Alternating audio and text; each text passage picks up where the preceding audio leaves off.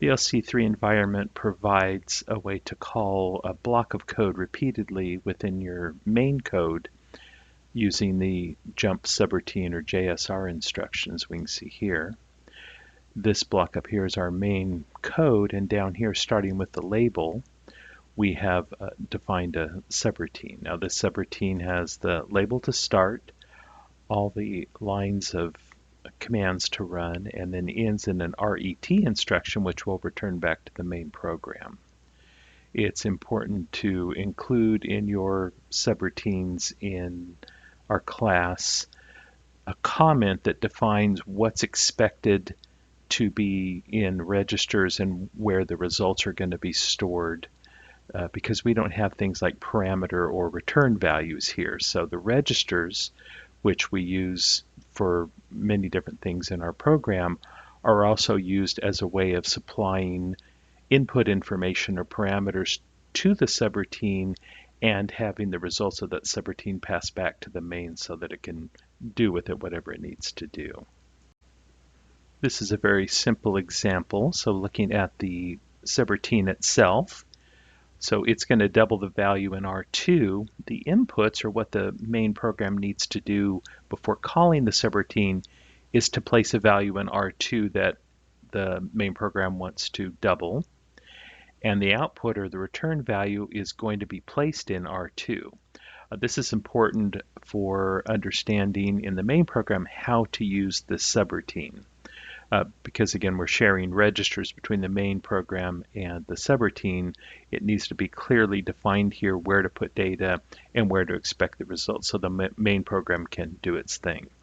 The main program simply puts clears out R2 and then places a 7 in it, and then calls the double subroutine 3 times. Because the value 7 is placed in the first time after we call double, R2 is going to contain 14. It'll continue to contain the 14. The subroutine will be called a second time, so it will be doubled again, called the third time, and would be doubled that third time. And also, it's good practice to have your subroutines defined somewhere outside of the main program being between the .orig and the halt.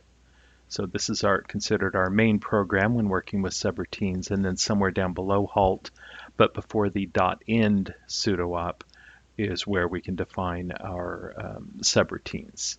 So what's going to happen when this executes is the registers will be loaded up, and then we will jump down and execute this code till we hit the return, and then we'll come back up to the next line after this first JSR instruction, which will put us here. Let's go ahead and assemble, and then we'll walk through the code. So the first couple here are just going to load up the registers. So we cleared R2 and then placed a 7 in it, and now we're going to jump down here to the first line of our subroutine. Now, one change in using the debugging tools to step through your code when using subroutines is rather than step over, which will just execute this line of code, we want to step into. So we want to follow it into the subroutine here, and be able to step through the subroutine and return back up. If we step over, then basically what will happen is the simulate environment will jump down here, do all the work, and return back up. So we won't be able to step through each line in our subroutine. So the step in, so you can see, jumps us down here. So now we're at the first line of the subroutine. In this case, it happens to be the only line. And one thing I want to point out, that when we jumped to the subroutine, one thing was done for us automatically, and that is that R7 was loaded with the value of the next instruction to execute. So we were here at memory location 3002, which was a jump subroutine instruction. As part of completing that instruction, the environment placed the next address, basically the address of where to return to, in R7. So it's a good idea to not use R7 inside your subroutine, because if this gets changed when this return is called, basically this return is going to jump back up to whatever this address is. If it gets changed in your subroutine, it will jump to someplace else unexpected. So we're going to continue stepping in here. We see our 7, step in. We have executed this line, so we've doubled. And now we're on the return line, which is going to jump us back up to memory location 3003, which will put us right here. Okay, so now we can see we're back up here. The R2 register still contains 14 from the previous call. We're going to step into, and then we can just step into again. We can see we're now 28. We return back. One more time, step into, execute the instructions inside the subroutine, and return back. So we have called that same, in this case, single line of code 3 times and have done what the main program was wanting to do. Another way to pass information to a subroutine is to use memory rather than registers. So looking at this double routine, it's been rewritten, and the comment block here has been changed accordingly. So this double value subroutine now loads into R4 from param memory location down here. It does the action, and then it stores the result in the result memory location. Now these memory locations are available both to the subroutine and the main program. So while this is a fairly simple load from memory, double it, store it in a different memory location, so we don't change the param memory location, we just change the result each time this is called. The main program is then responsible for setting up the call by writing the value to be doubled into the param memory location here. This is going to, again, clear out and place a 7 into R2, and then it's going to write it to that param memory location. It's going to call the subroutine, and we know when we return back here, the result is going to contain the doubled value. Param will still contain the original value, so this is one use case where you may want to use memory rather than register, is that you don't want to overwrite or destroy the original value. There are other ways to do that as well. Then to do a second call, well, we've got to load the result, which was the doubled value from this first call. We got to load it back into a register and then put it into param. So basically we have to copy the result from the previous here and overwrite it in the main program, make a second call, and then do that same 3-step process here. So in this case, we'll step over a couple of these instructions. Okay. And so we're going to store into param 7, our starting value. And now we're here ready to jump into the subroutine. So I'm going to step in. We're now down here. So now we've got to load this into whichever register that the param uses to do the work, in this case R4. So I can step over that. We can see that R4 got the value from memory. It's been doubled. And then the last step here is it's going to store this into result right here. So we can see the result here. And at this point, we haven't returned yet, but at this point, we have the original value we started with, and then the result or the doubled value here. And then just a reminder, R7 here is telling us, telling the return command where to return back to. In this case, it's going to be 3004, a little different from our previous example, because we've added some lines up to the top. So the next iteration of calling the subroutine is moved down a couple of memory locations. Step over that, we're back up here. Now we've got to basically copy this 14 here into param so we can call the instruction again. Okay, and now we are here. We've got 14 in the param, so that'll be read in, doubled, and then stored out. So now we have 28, and then we just go through this cycle again. We're going to store that value. We're going to call our one last time to the double value, run through it. We're going to return, and just once again, we can see this time returning to 3000A because we called the subroutine from here, so we want to return here, and that will be our done. All right, so we're now at the halt instruction. So we can see that the result is here, and the last call we provided a 28 to get this doubled value. This is another example of a subroutine.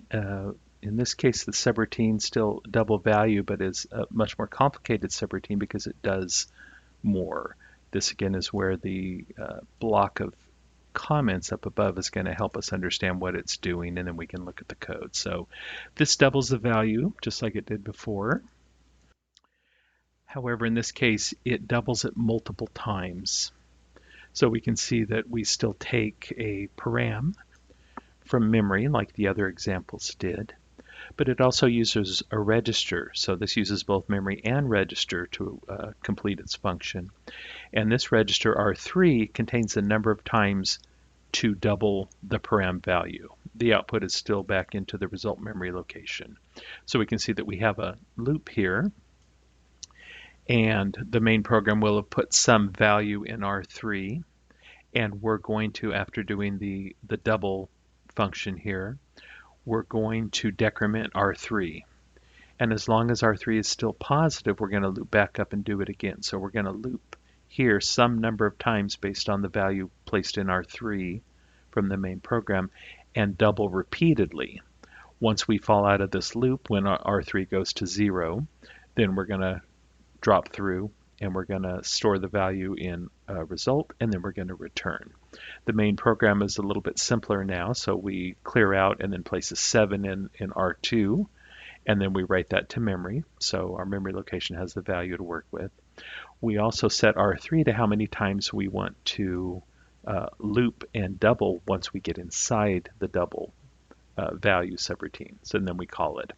We've got another call here, but this time we set R3 to 5. So in this case, we're going to double that value 5 times instead of 3. So we can see that double value now has a little bit more capability in that you don't have to call it 3 times and 5 times. You just have to set R3 how many times you want it to double, call it once, and it will do all the work for us. We will assemble it and then come over and run through the code. So let's go ahead and set a breakpoint here, run through, and take a look at what happens. So we placed a 7 here in R2, and then we stored it out here in the param memory location, so the value we're going to work on. Also placed a 3 in R3, and that's how many times this run, or this call to double value, that we're going to double that particular value. So sitting here, everything is set up. So now we're going to step in. We're down here. We're going to load from memory just like we did previously. And so our 4 now has the value we want to double. And then the value is doubled. And then we just decremented R3 by 1. So we can see that R3 is now 2. So we've got 2 more iterations to go. And we can see that the condition code register is positive after decrementing our loop counter here. So that means that we're going to jump back up here and continue on with looping. So we'll do that. Jump back up, do a second loop. Okay, we're going to jump back up again because the condition code register is positive. We're going to do one last time. Decrement R3, it's now 0. The condition code register is changed to Z, indicating 0. And now we're going to fall through this loop and do the final bit of the function, which is, or the subroutine, which is to write the result to memory and return. There we go. And so now the result memory location has been updated with the result. And now we return back up. And now we're going to do another run. This time we're going to set the loop counter to 5, causing the subroutine to load this 7 from memory, loop 5 times, doubling it each time, and then writing it out to result again. So let's step over these, step into the subroutine, and now we're going to see we have 5 in R3. So go through this a little more quickly this time. We're just going to loop, and we're just watching for the condition code register to go to Z for 0, indicating that we've looped. We can also watch R3 here as it ticks down. Okay, we are doing our last run. We have just exhausted the R3 loop counter. Condition code register is turned to Z. We're going to fall through and finish up here. So at this point we have 224 in R4. That's going to get written out to memory. There it is. And then we return back to the main program and we're at halt. Well, a couple things to note and think about when you are using jump subroutine in assembly, particularly compared to Java. There again are no parameters to pass in, and return values that are returned back to main, all handled for you by this language. Java handles all that behind the scenes, allocates memory, stores things, and manages your parameters and your return value as needed. Assembly doesn't do that for you, so you have to manage that yourself. Initially, when creating the subroutine, you need to decide registers that are going to be used, memory locations that are going to be used, and basically write this little interface to how to use your subroutine, and then create the subroutine. At this point, you have a function that works the way you expect and the way it's described here. So then the main program just has to set things up to call it the way that the main program needs to call it, and then make the call. The only other thing, again, to watch out for is that you don't want to use R7 in your subroutine. The registers that we have available to use are general purpose registers, but they're also global.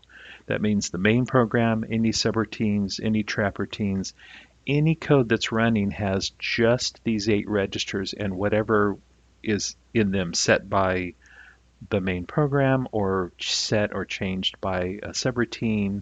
And so it is possible that in your main program, and as we did in the examples, we changed the loop counter, we loaded something into R4.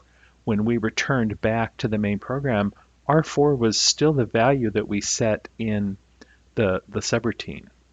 And the subroutine doesn't know what the main program was doing with any of these registers. It has no insight into what is important to the main program. So it is overwriting data in registers that may adversely affect the main program. But there is a way to protect that, and we've already seen the mechanics of doing it. So this is kind of more of a assembly, maybe a design pattern, and that is to save registers at the beginning of a subroutine, execute the subroutine, and then restore them at the end.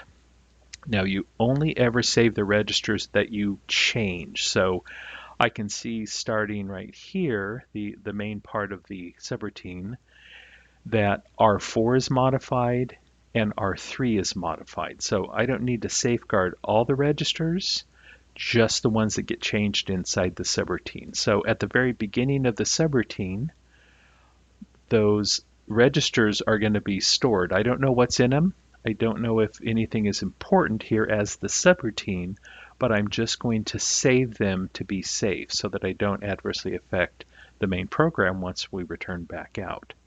So here, right at the bottom of the subroutine, or if you have several subroutines, you can put this, say at the after the last subroutine, if you have several. I've allocated a couple of locations. I called them save R3 and save R4 just to remind me what they're for. And I'm going to save whatever is in R3 to memory. I'm going to save whatever is R4 into memory, and now I can get to work. And now I can change those registers just like we did before. I'm going to change them, overwrite them, clear them out, whatever I need to do in the subroutine to do the work of the subroutine. And then just before I call return here, I'm going to restore those original values. So now when we return, other than R7, which is changed outside of our control, we have safeguarded and provided back the data that the main program may have been expecting in R3 and R4. It's not much extra work to go ahead and save that loop counter and then use it up to 0 and then restore it. So at least when we return back out, the R3 register will still contain 3 when we get here. Now we can run through this code rather quickly. And so let's set these things up, set our loop counter up, and now we're here about to make this call. So, you know, we don't have anything in R4, but we could place a value in there that maybe was something the main program was doing before, and we want this value to still be there when we return back. So what you saw me do there was just manually put a value in a register here in the middle of running a program. Not something your program could do, but you can do this in the debugging tools. So we're here now. We've got R3 set up.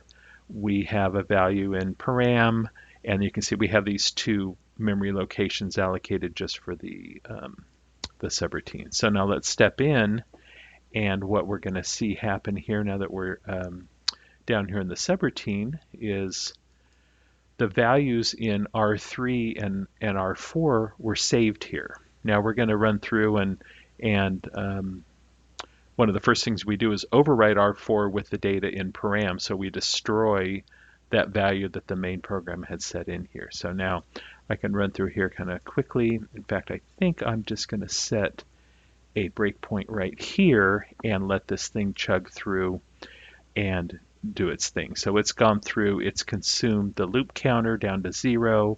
We've doubled 7 3 times, and now we're right here. Now we're going to restore these 2 values. So again, the 3 will be restored back here in R3 just to be safe. And then of course R4 will be restored because we don't know. We've written the result to memory, so this value isn't important anymore. So 4, okay, so we can see we have that 256 back. We call return, we're back up here, and now the main program has its values that it set previously in case it needs them again. So we've basically restored all the registers back to what they were before we called the subroutine. One situation where you absolutely have to store R7 inside of a subroutine, and that is if inside the subroutine you call another subroutine. So if you're going 2 or more levels deep in subroutine calls, in JSR calls, you need to save R7 in the first call and then restore it when you return back, because your call to the second subroutine is going to change R7 again. The result of that typically would be if you call the double value subroutine here and R7 gets set to something to return back to main, and then you call another subroutine, say, to print the result. When that return fires off, it had set R7 to come back here to double. And so then you'll come back here to double, and then you'll just loop through double over and over. You'll get stuck in a loop inside of your subroutine.